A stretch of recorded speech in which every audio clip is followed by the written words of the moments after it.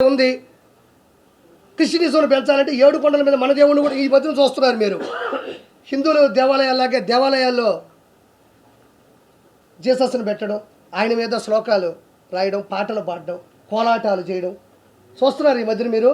హిందూ దేవాలయాల పోలికతో జీసస్ కూడా అవే చేస్తున్నారు. ఆయన నేను తప్పు అనడంలే, అంటే ఇది ఇంకా పెట్టరేగిపోతుంది. హిందువులు చాలా బలంగా ఉన్నారు, మనం కూడా ఏం చేయాలంటే మన దోవలో వస్తున్నారు వాళ్ళు. ఆ తర్వాత రోజా మాట్లాడుతూ మా వాడిపోయిన రోజా, మా సిగ్గులోని రోజా, డబ్బుల కోసం కకృతి పడే రోజా, ఎంతటికైనా దిగజారిపోయే నగిరి రోజా గురించి ఈరోజు మాట్లాడాలా. నిజంగా చెప్తా ఉన్నా, ఒక రోజుకి 75 లక్షల రూపాయలు వైవి సుబ్బారెడ్డి నగిరి రోజా కలిసి షేర్ చేసుకున్నారు. ఇది వాస్తవమైన పాట, మీరు కూడా షాక్ అవుతారు. 75 లక్షల రూపాయలు తిరుమల తిరుపతి దేవస్థానంకి గూడ్స్ బండి ఒకటి వేసుకెళ్తుంది.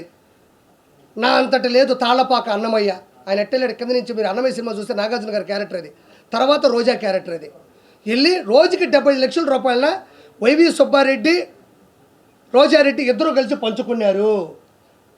ఆ తర్వాత ఈ మనిషి ఏది పేపర్లో రాసిస్తే అదే చూసి చదవడం అనేది రోజాకి బాగా అవసరం.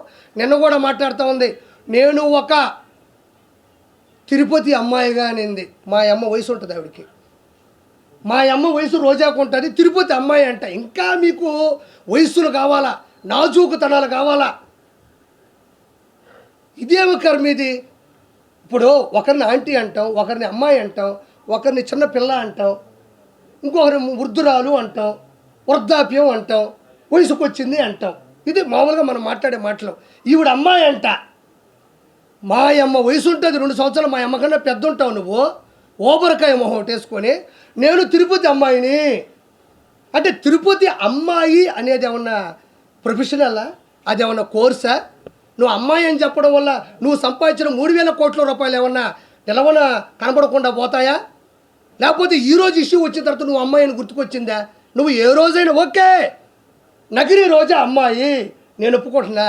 ఏ రోజైనా నీ అమ్మాయి అనే దాంట్లో ఆడతనం జనాలకు అర్థమైందా? నువ్వు ఆడ మనిషిలా ఏ రోజైనా మాట్లాడినావా? ఒక ఆడ మనిషి ఎలా అనుకోగా ఉండాలో, ఎలా నెమ్మదిగా ఉండాలో, ఎంత స్థిరత్వంగా ఉండాలో, ఎంత నిశ్చలతనంతో ఉండాలో రోజా ఏ రోజైనా ఆంధ్రప్రదేశ్ కానీ ఉభయ రాష్ట్రాల్లో నగిరి కావచ్చు, చంద్రగిరి కావచ్చు, ఎక్కడ నిలబడినా కూడా పవన్ కళ్యాణ్ గారిని పట్టుకొని గాడిద.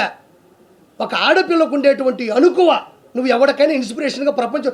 నిన్ను నేను తిట్టిన ప్రతిసారి చూస్తా కింద ఒక్క బ్యాడ్ కామెంట్ నా మీద ఉండదు. ఇది నీ బతుకు. రోజా గురించి విమర్శించిన ప్రతిసారి, రోజాని నేను ఎదిరించిన ప్రతిసారి కోట్ల మంది చూస్తున్నారు. ఎందుకంటే నిన్ను తిట్టడం వాళ్ళకి ఇష్టమేమో, నిన్ను ప్రశ్నించడం వాళ్ళకి ఇష్టమేమో, నిన్ను నిలదీయడం నీకు వాళ్ళకి అంత ప్రేమేమో. మరి నన్ను తిట్టాలగా? ఏవైఆర్పి ఆవిడ ఎందుకు తిడతావు? మాకు ఇన్స్పిరేషను, గౌరవనీయులు, మా మాజీ మంత్రివర్యులు, ఆ మనిషి మంచిదని ఒక్కరు కూడా చెప్పరు. హైలైట్ ఏంటంటే మీ ఇంట్లో ఉండేవాళ్ళు కూడా కామెంట్ పెట్టరు కింద.